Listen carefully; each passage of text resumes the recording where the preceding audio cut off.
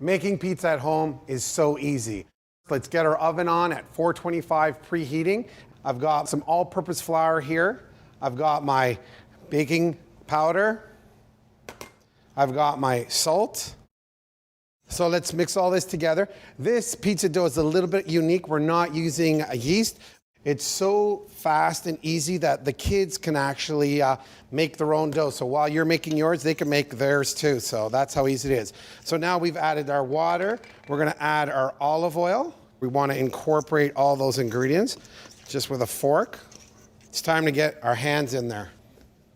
So at this point, we're gonna take a little bit of flour, dust our working area, and I'm just going to cut it in half, just knead it, and it's time to start forming our pizza. Put our flour on a rolling pin, and then we're gonna just start stretching it out. And every time we roll it, as you can see, I'm just spinning the dough.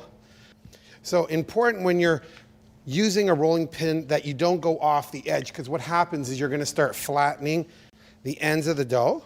The kids can make their mini versions, and instead of just putting it on a pizza pan, they can put it on a baking sheet, make 3 or 4 little mini ones and put the garnishes that they like.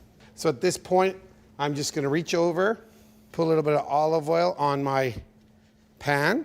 I'm gonna fold that, put it on there, and then fold that out. At this point, I'm just going to just keep working it, get those edges down. It's a homemade pizza. It has to look nice and rustic. It doesn't need to be perfect. We're just gonna crimp the edges a little bit. And there we are. So what I'm gonna do now is just wipe off my counter because it's important to actually work very clean. And we're gonna start off with our pizza sauce. I'm just gonna start right in the middle and then just swirl the back of my spoon. I'm not gonna hit the edges because I don't want them to burn.